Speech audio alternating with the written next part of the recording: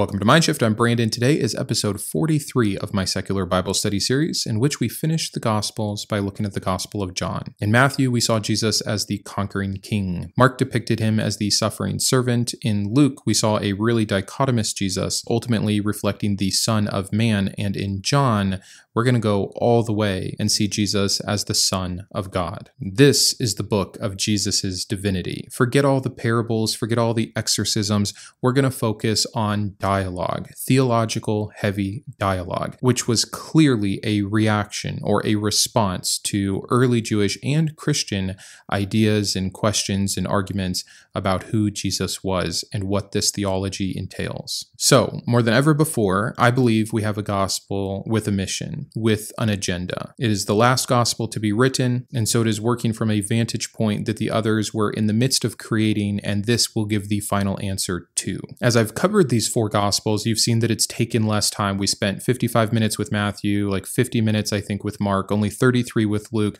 I don't know how long this one will be because we're gaining progress as we go, and now we're just filling in the gaps. So that's what I want to do with John. I want to fill in the last gaps, and it's so interesting. I want you to think, if we didn't have this gospel and we didn't have any of the Pauline epistles that really helped flush out the concept of who Jesus was as Messiah and what it means to be saved and the extension to the Gentiles, etc., what do you think Christianity would look like if all we had were the synoptic gospels? I think that's so fascinating to think about. And when you hear some of what we're going to cover in John, you might have heard these things before, but you might not have realized they were only contained in the book of John. So keep an ear out for that as well. But let's dive in with breaking this down in a book overview. I'm going to go a little bit deeper than what most people break this book down as, which is 4 segments. Most of the time when you're talking about John, you have a prologue, which is just chapter 1, and then you have the ending, which is chapter 21. That's the epilogue.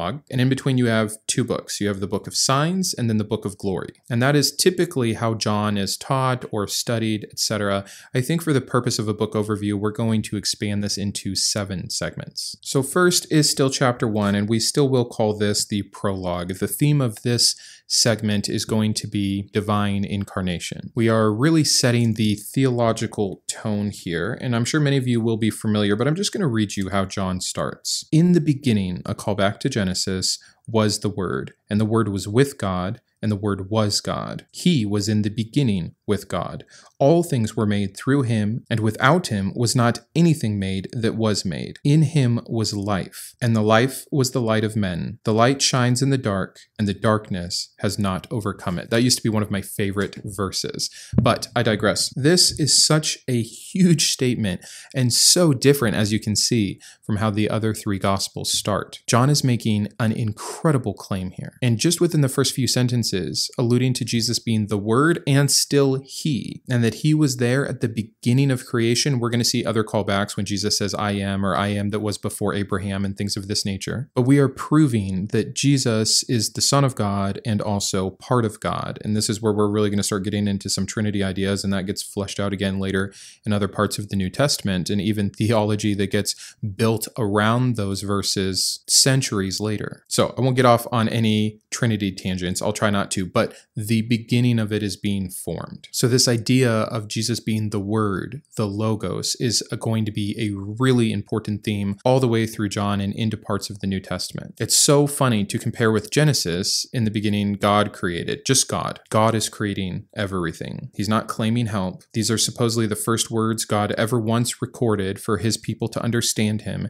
and he didn't think to mention his Son. He didn't think to mention the Word. He didn't mention some Trinitarian concept. He just was. It's just so obvious to me what an addition this is. And it's hard to think of it that way. I know you grow up Christian and it's just ingrained into you. Oh, Jesus is the Son of God. He's part of the Godhead, 3 in 1, distinct parts. He became fully human and fully God. All these things that we just accepted via indoctrination, or even if you came in at a later stage in life through conversion, it was just pushed on you as this is what it is. But one of my hopes in going through the entirety of the Protestant canon, and we'll get into some of the other books as well, is that you can see the evolution of this from Judaism into Christianity and how it is distinctly different and why it's so hard to reconcile. But I have to focus here. So again, this prologue also includes John the Baptist and his testimony, the calling of the disciples, Jesus becoming flesh to dwell among us. So again, just Jesus being uniquely shown as a pre-existing divine entity.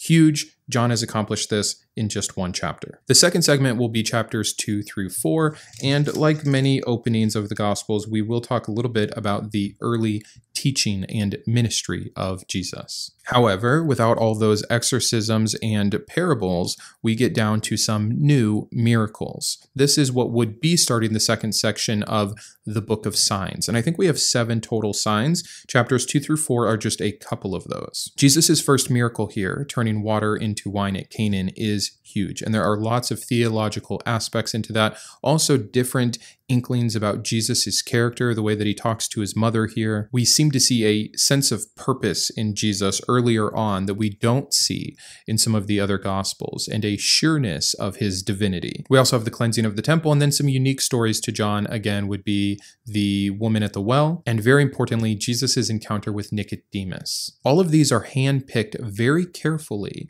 to show what John is trying to get across to us. Nicodemus is coming to Jesus in the night, showcasing the confusion and the darkness of man's understanding. And it's within talking about this light, the need to be born again, that we get John 3:16. So bam, right off the bat, theological impact to the highest degree. We could spend, I honestly believe, 13 episodes talking about the first few chapters of John and pulling out all the little threads and comparing everything and understanding John's goal here and how he's structuring and building and covering mishaps from the earlier Gospels, or what obviously has caused confusion as this community has now existed for a few extra decades of Christianity, and he's coming in, or the writer of this book, with all the answers, setting the record straight. But we just can't do that. That's not the purpose of secular Bible study. So we're going to move on. Segment number 3 is going to be chapters 5 through 6. Like in all good Gospels, we have Jesus's authority being challenged here. But the reason here is not because of the things Jesus is doing. They are a little bit. You have the feeding of the 5,000. You have the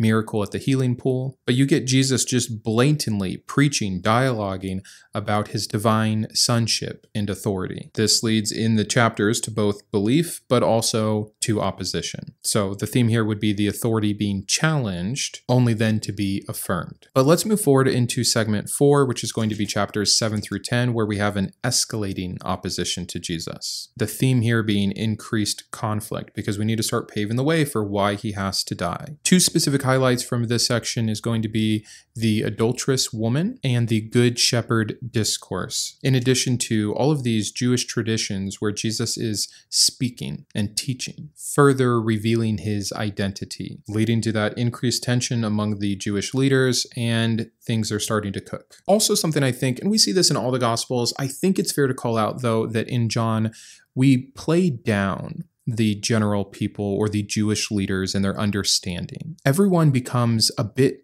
dumber, and it, I think, is so that Jesus can teach more and reveal more clearly who he is. Jesus was fine earlier with some of the hidden messianic themes in other Gospels and keeping things kind of on the DL, seeing what people thought of him, telling people after miracles, don't tell anybody.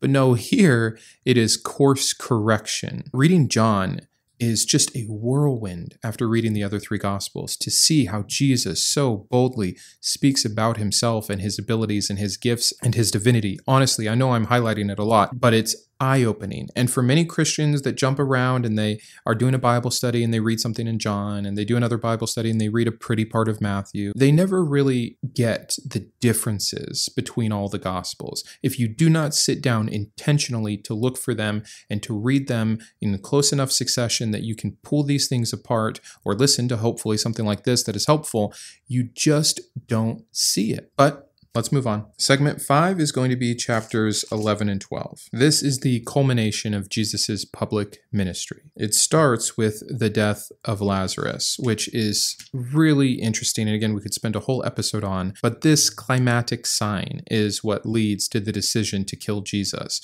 We now see his power over life and death. And it works on multiple levels here with the reason to kill him, as well as kind of foreshadowing with his power over life and death, what he can and will do, and all of the associated power that comes along with that, but thus sealing his fate. And then in chapter 12, we get the triumphal entry, but we also get many profound reflections from Jesus as he is approaching death, talking about how the Son of Man must be lifted up, talking about the unbelief of people, how Jesus came to save the world. Like, we know that's the story, that Jesus came to save the world, but it's like a comic book as you hear it described. We are reaching the pinnacle here where we find out that the protagonist all along really was who he said he was going to be, and really is going to make the ultimate sacrifice because of love to save everyone. I mean, it is powerful as we get to this part of the story. In fact, I'll read to you from this spot. This is in 12:44.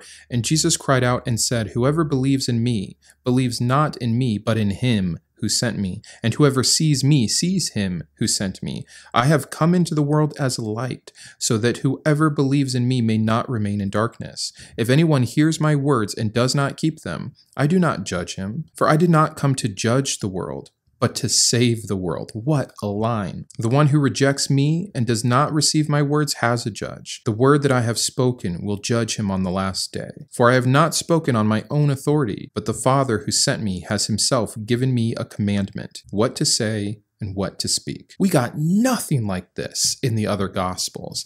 How insane to just put it all out there like this, and how much more meaningful if all the Gospels had said this from different vantage points and different sources from the beginning, right after Jesus' death and resurrection. But no, we see a progression, an evolution, a lore being created, and then people defending the lore and trying to go back and correct it from its onset. It's almost like John went too hard, but apparently not, because you have 2 billion people today believing these words. So we're starting segment 6 here in chapter 13, going all the way through 17. This is when that second book would have started of Jesus's glory. So we just got done with Jesus's signs. Now we're moving into Jesus's glory. So what happens in these chapters? A lot more than I'm going to be able to cover. And we're already taking a really long time on this book overview. But these are the final teachings of Christ. And I'll just go through them very briefly. In 13, Jesus washes the disciples' feet. We get to the prediction of Judas's betrayal. Then we get the prediction of Peter's denial. And we move on to 14, which is the classic, "I am the way, the truth,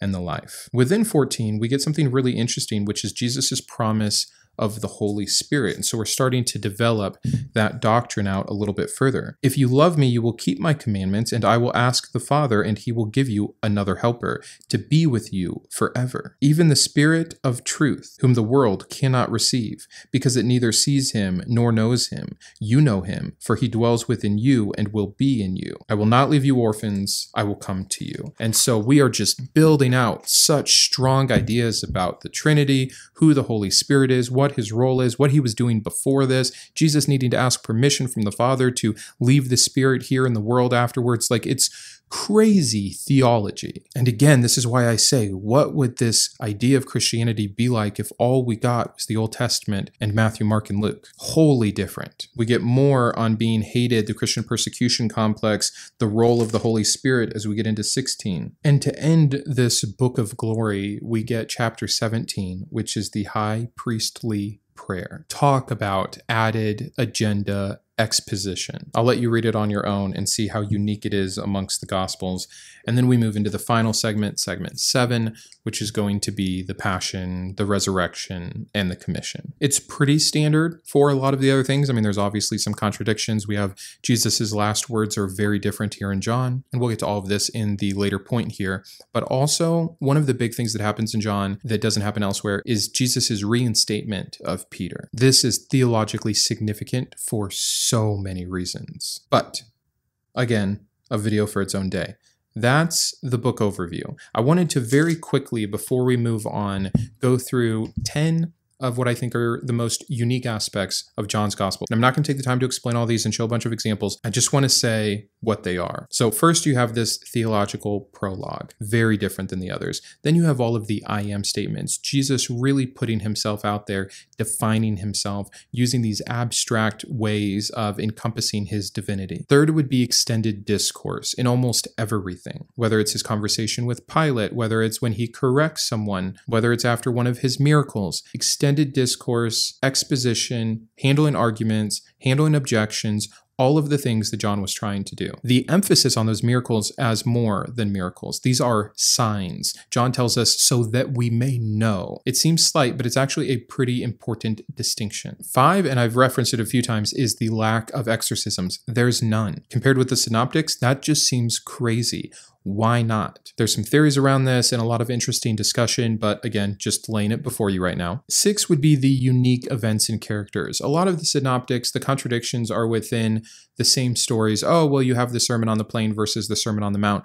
But here we get such distinct stories again, Nicodemus, Lazarus, the Samaritan woman, the wedding at Cana, and on and on and on. And it really depicts Jesus in a different light. Where did these stories come from? This is so far after Jesus' death. This is clearly after the circulation of at least 3 other gospels. Were these always floating around out there? And by the way, John would tell us that there's so much more than he can even write. We'll get to that. 7 would be a different chronology, very different than the other gospels. We're jumping around. We have multiple Passovers, which suggest a longer ministry. We also get unique timings relative to the Passover in terms of the Last Supper and the crucifixion. Again, those are contradictions, but the chronology here is strange. 8 would be the high Christology from the very beginning. We simply do not get that at all in the others. We get a slow burn, a build, a revealing, a mystery. Nope, I am Jesus, and this is what I'm about. This is why I was sent. This is who sent me. 9 is just the role of the author here. You know, he claims for himself that he is Jesus's beloved disciple, and that he's also witness to things like the Last Supper, the crucifixion, the empty tomb.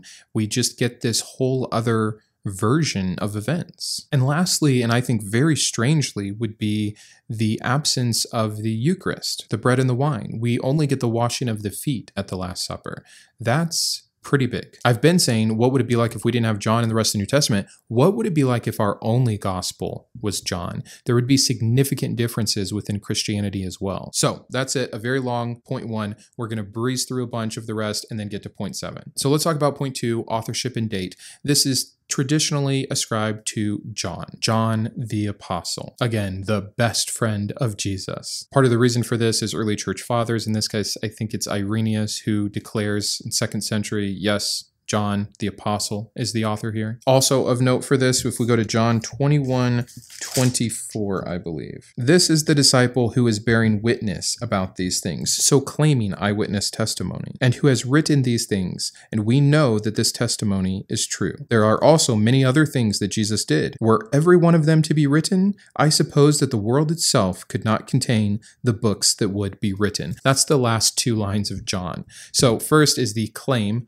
I'm the best, I'm his favorite, I was witness. And then 2, there were so many other things I could have put in here, you guys, but literally the world couldn't contain it. That's insane, even for hyperbole. It was a 3-year ministry. Someone could absolutely document each and everything that Jesus did. So that is the traditional authorship view. The scholarly has kind of 2 cases that it makes. The first is one of a Johannine community, a community that was either instituted and led by or passed down through John. People that believe in kind of this different version of Jesus, had these different versions circulating within themselves, and then finally put it down and came to light. And again, we're talking about 90 to 110 CE. So this would explain, like, maybe they were off on their own, kind of a little special cult. They had their insider stories, they had their own miracles, they had their own teachings, but these other gospels are circulating and they say, no, we know Jesus. Our leader was the most loved of Jesus. Here's what he taught us about this Jesus. Here's his experiences. And they put it down in his name. This is one idea. And tied to that, I mean, it could be from that same idea, but just an anonymous author in general, whether it's a single author, or again, a communal approach. There's just things to understand. We have a very sophisticated Greek going on here. Again, the high Christology and the very unique depiction of Jesus. This shows evolution of thought and theology that was not happening, obviously, right off the bat. There's a pretty robust manuscript tradition for John, and something that, again, I hate to keep saying this, really deserves its own video. We have some really significant textual variants at play here. Parts of John that you can read in the Bible that are not in the earliest manuscripts. And yeah, they're called out as you read through, but again, can really change some theological ideas. So again, let's revisit this another day. Skipping 3, as we've already covered that in the other Gospels, and moving straight into 4, literary analysis. We've talked about this, but I want to put it up on the screen and list it out. So first and foremost, the high Christological focus. It's the most important part of John, and this is represented in the narrative in 2 fashions. First, the theological introduction that we get, and second, the divine and human aspects. This back and forth, this tugging, this comparison that happens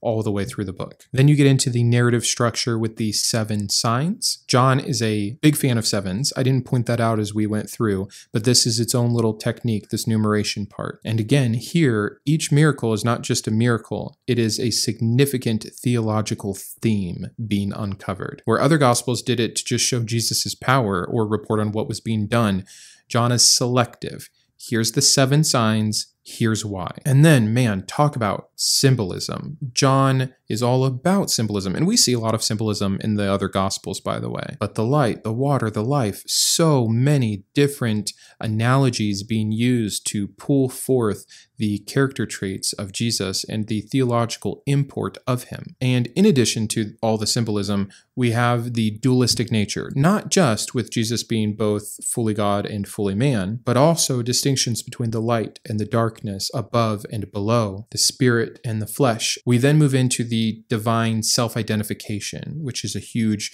narrative structure part. And this is the I ams, the bread of life, the light of the world, the good shepherd. And again, these aren't arbitrary. They're purposeful. They're theological. They're callbacks to things in the Old Testament, or they're revelations of new light and truth. And then the last literary technique here would just be the dialogues and discourses. We get straight up preaching in this gospel from the mouth of Jesus himself. So it shouldn't be too hard to figure out what main themes are, but let's move into point 5, main themes. The first one I think is interesting. We get the difference between belief and unbelief really stated out in this book. And we can thank Jesus here in this book, specifically in verses like John 12:37 through 40, where unbelief is not simply not being convinced or some state of confusion. It is a willful rejection of Christ, suggesting our immorality, our sinful nature. Talk about a cult leader. Hey, if you don't believe in me after everything that I've done, it's not because other people have done these same things or made these same claims, and you're being wise and cautious and skeptical. It's not because you're confused because I spoke in parables to confuse you, like I say in Mark. It's not because some of you didn't have access or just heard about this from a friend and were supposed to take it as perfect truth. No, it's because you're all evil and wicked. It's because you have a sinful nature. It's because you refuse to believe clear evidence. You are without excuse. Whoa. These are the things that I think when Christians think about Jesus and then they see some apologist or pastor that is saying these kinds of things and it sounds harsh or it sounds unchristlike or unforgiving, etc., they don't realize how much the things in Christianity they don't like have indeed come straight from Jesus's mouth. We should make a whole list of those things. The second theme, of course, is the identity of Jesus as the Son of God. That's why we have it on the thumbnail. That is just huge for this book, and I don't think I need to explain that. 3 would be eternal life through Jesus. Again, when you have John 3:16 coming from this book, that's going to be a theme. It's covered more than just in that spot. It is a promise from Jesus. Eternal life and only being through Jesus is clear here in the book of John. And there's more. We could talk about the true nature of discipleship, or we could talk about the transformational process that happens once one believes in Jesus. Those are kind of tied back to some of the earlier ones. So we skipped 6, and now here we are, moving right into 7, contradictions and problematic passages. Contradictions shouldn't take us too long. As we've gone through the other 3 books, we've been able to cover a lot of them, but let's dive into a few. Okay. Let's look at the list. The date of the Last Supper and crucifixion. So in the Synoptics, we had Jesus and his disciples eat the Passover meal before the arrest. But in John, Jesus is crucified on the day of preparation for the Passover, implying that he died before the meal was eaten. This is very strange. The cleansing of the temple happens in the Synoptics at the end of Jesus' ministry, but in John it happens right at the beginning, again trying to establish his divinity earlier on. In the Synoptics, Jesus' public ministry is mainly in Galilee with one single trip to Jerusalem. But in John, we get multiple trips back and forth to Jerusalem to do these signs and wonders. We get little differences. Remember, not everything here is a contradiction. Some of them are differences between the Gospels, which have their own issues, but not always fair to say contradiction. But in the Synoptics, when it comes to the feeding of the 5,000, Jesus asks about available food before he gets into the miracle. But in John, we have to show this divinity. We show the foreknowledge. It is Jesus himself that initiates the discussion about where to buy food. He already knows. John also shows us an emphasis on particular emotions and expressions of Jesus. We see emotion and expression from Jesus in the Synoptics, but here we have Jesus wept, which is so strange if he also knows, which he would have, that he was going to raise Lazarus from the dead. Also, we see Jesus's troubled spirit in John 12, so just a little more glimpses into that. The baptism of Jesus is different. We hear about it in John versus seeing it in the other Synoptics, and so when the Holy Spirit descends on Jesus, that's just part of the story of John's testimony, not something that happened during the baptism. Again, just weird differences that seem unnecessary, but had a theological bend in John to bring about. Despite some of the difference we saw in Jesus's emotions that were maybe healthier, like sadness over the loss of a friend, even though it doesn't make sense, we see a robbed emotion of Jesus, and that is all his fear and trepidation in the garden. So in the Synoptics, we see this emotional turmoil and the prayer in the Garden of Gethsemane, all that distress, and God, can you take this cup from me? But in John, we omit the agony in the garden completely. He doesn't ask for his cup to be taken away. We don't see his fear. We see a cool, calm, and collected Jesus. The transfiguration is not in John, which I think is really interesting. It's unnecessary in John because pretty much the whole book of John is Jesus declaring his divinity, but you would think that that would be a highlighted central point of John, but it's just not here. And of course, I said we've covered so many, we're not going to get into it. There's a lot of resurrection and crucifixion and trial differences here. Jesus' conversation with Pilate in John is very different. The Roman soldier stabbing the side of Jesus here in John is exclusive to John. Who visits the tomb when? All of those things I think we've covered in great detail. So let's move on to problematic passages. First, we have in John 2:13 through 16, the cleansing of the temple. The story in John, even though we've seen it elsewhere, is a little bit different. Here we have Jesus taking the time to make a whip and physically drive them out in this way. We can talk about justified anger versus non-justified anger. I do get Jesus showing forcefully even the unacceptable nature of which his father's house had been utilized. But also, wouldn't you expect the person who knows everything, who's been with God the Father from the beginning, to not have such human-like emotions? And that becomes especially true when he's driven to physical harm. I think it just becomes less easy to entertain or excuse. John 8:44, Jesus' speech to the Pharisees, "You belong to your father, the devil, and you want to carry out your father's desires. He was a liar and the father of lies." Funny enough, this gets quoted to me quite often. And we see Jesus argue with the Pharisees in other books, but it's usually to try to iron out these theological differences. I mean, he does name call a lot, but calling them belonging to their father, the devil, don't all men belong to God? Are people really so evil that they become of the devil here on earth, that they have a different father? It seems like a theological idea even more than it does an insult. And if it is just an insult, I would say he's gone too far. Where is the grace? Where's the love? Where is the forgiveness? And again, if you see my video on the Pharisees, tell me where they lied. Jesus is saying you are of your father, the devil, who is the father of lies. But where did they lie? All they did was quote to Jesus what he himself supposedly ordained to have written when he was God at the beginning of things about his own rule and law, and how he's now breaking those rules and laws. It's just so heavily and highly problematic. John 14:6, Jesus answered, "I am the way and the truth and the life. No one comes to the Father except through me."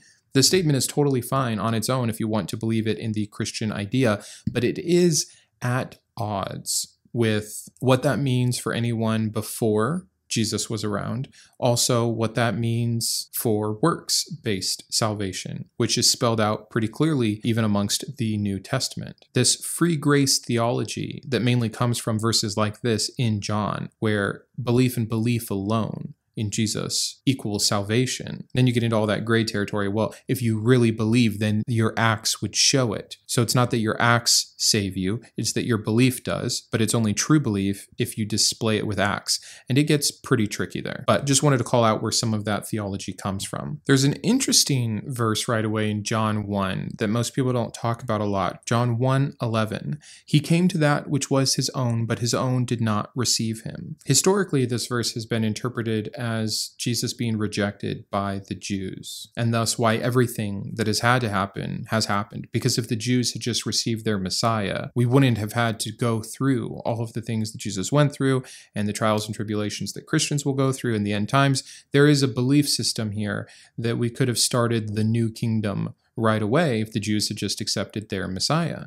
But because they did not, God has to do this workaround, and it's led to a lot of anti-Semitism and all of these horrible things that would be completely unnecessary if the author of Perfect Truth had just clarified some meaning for us here. John 6:53 through 56 is interesting, and I understand a lot of people on any of the verses I'm going to be talking about are going to say, yeah, you're just being too literal. Come on, metaphor. Yeah, I'm with you. But it says, Jesus said to them, very truly I tell you, unless you eat the flesh of the Son of Man and drink his blood, you have no life in you. Very truly I tell you, and then a very specific decree seems A, less metaphorical, B, pretty pagan for its source, and this is not something that was uncommon amongst other belief systems of this time and place. This pagan cannibalism of receiving a spirit by eating the flesh of the person that contained the spirit. And it's unique here because, again, in John, we don't have the Eucharist, so we're not having this do this in remembrance of me kind of a thing. We have Jesus clearly saying, very truly I tell you, this is what you need to do. So,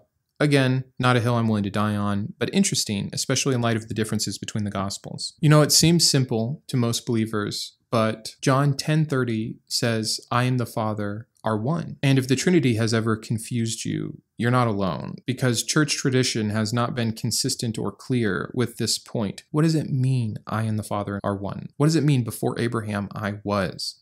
Is Jesus claiming to be God, to be part of God? He's obviously claiming to be the Son of God. Was he once God and beget himself? Was he birthed from God at the beginning of time, in the Alpha state, before there was time? What does this actually mean? How does this physically play out? And again, as a believer, you don't want to get into the muck of this. You just automatically believe in the Trinity for most believers. There's three of them, Brandon. It's not that hard to understand, even though no Christians can agree. And the analogies that they use, other Christians will call out and say, that's not fair, that's heretical, you don't understand. But again, wanted to point out a lot of it's coming from this book. Now, here's one that I consider highly problematic, and I've called it out before, but it happens right here. Jesus does a miracle where he heals someone. This is in John 9:2-3, and his disciples asked him, Rabbi, who sinned, this man or his parents, that he was born blind? Jesus answered, neither this man nor his parents sinned, but that the work of God might be displayed in him. So we have a lot that's happening right here. We have an admission, even in the New Testament, that generational sin and curses were a thing. Thus, the disciples wanting to know, was it the man himself or was it the parents? Jesus doesn't say, that's silly, we would never punish someone for what their parents did. He's like, no, not this time. This time it was for my glory. I chose purposefully, or at best, my Father, to make this person blind from birth, not based off any sin, even though I've said punishments are for sin. I have unjustly caused this man turmoil for his entire life so that I could be here in this moment to heal him and receive glory. Every single time you think about how much Jesus loves you and is your best friend and is here to personally help you and encourage you and lift up your spirit and take on your burdens, sure, some of that is represented in the Bible, but so is this. God has no problem cursing you for no reason or no justified reason other than to lift himself up higher, a perfect being that somehow needs glory. This is one of the most disgusting verses in the New Testament for the reasons that I've just listed. The implications of what this actually means about this God, man, they are tough to swallow if you're an actual believer. Don't be mad at me when I make a video on this very soon and I'm redundant, but I want to start pointing out some of the worst verses in the Bible, especially the ones from the New Testament where people just don't think there's any issues. This is a huge issue. And there's plenty more that we could do. Like John says, if I were to cover all the issues with this book, the whole world could not contain it. Obviously not true, but there are a lot. And hopefully through some of the other gospels that I've covered in the Contradictions, you can just see this is it. This is a mess. No one agrees. The Son of God came down himself, sent himself to earth to die to himself, in some cases just for the Jews, in some cases to graft in the Gentiles, in some cases only to graft in the Gentiles to make the Jews jealous so they would come back to him. Sometimes he spoke in riddles to confuse people. Sometimes he hid his divinity. Sometimes he outright boasted about it. Sometimes he ascended. Sometimes he didn't. Sometimes he had transfiguration. Sometimes he did not. There's just so many issues amongst the Gospels. And when you take the time to do this, and I hope that you've stuck with me for these 4, you're going to see the holes and the gaps that have had to be filled by apologists, by the early church fathers, by future books of the New Testament. And even those aren't going to work with each other or be consistent. It's a troubled religion built off a false myth, trying purposely to bring about fulfillment of confused prophecy, yet alone Judaism today that doesn't believe the Messiah has yet come. Within the very words of Jesus, we get confusion on what it takes to be saved. Within the very words of Jesus in these 4 Gospels, we get confusion on if hell is real and physical and everlasting, or if there's a burning process of refinement, or if there's just annihilation. We get confusion on baptism and the necessity. We get confusion on if works save you, or belief in the character and work of Jesus Christ. How can there be this many issues in these 4 books that are supposedly all supposed to be, according to tradition, eyewitness accounts of the life, words, and actions of Jesus Christ? Hopefully I've been able to show you a path that actually makes all this confusion make sense, which is that these are anonymous accounts written with agendas and bias decades after the fact and decades between themselves, trying to concoct and create and fix the mistakes of so many other things that came before. This is man-made. That is the biggest thing I got from truly studying and understanding the Gospels. There is no reason to believe this is a perfect, true story inspired by a perfect, true God of perfect love, light, and justice. This has the marks of man all over it, and not because it was some true thing that man mucked up in our fallible fallen state, but because from its very beginnings, you can see an evolution of myth and lore, growing, building, being fought over, contradicting itself, being mutually exclusive with. If this is indeed from a real God, and this is indeed the best he could do, or his plan to communicate to future generations one truth for one people for all time, this is inexcusable. This could 100% be done better, is a phrase no one should ever be able to say about the perfect truth of God, the creator of the universe. So that's it. I am so excited to move on from the Gospels, start getting into individual books. Next, we have Acts, which is a sequel to Luke, so still a lot there, but at least we're covering some new ground. Stick around on this ride of secular Bible study. Thank you so much for being here. I will see you Sunday with a new episode, and until then, keep thinking. I wanted to personally thank my top tiers of support: my Iconoclast, Ian, Boris, GVI, Jacob, Joe, Martin, Oliver, Perry, Rokkit, and Shawn, my Humanist heroes, Jarrod, James, and Kristi, my Atheist advocates, Caleb, Imposter, Jeff, Jeffrey, Karen, Paul, Sparky, and Todd, as well as all of my secular scholar patrons. If you believe in the mission of this channel, or you just enjoy the content, please consider joining these fine people today.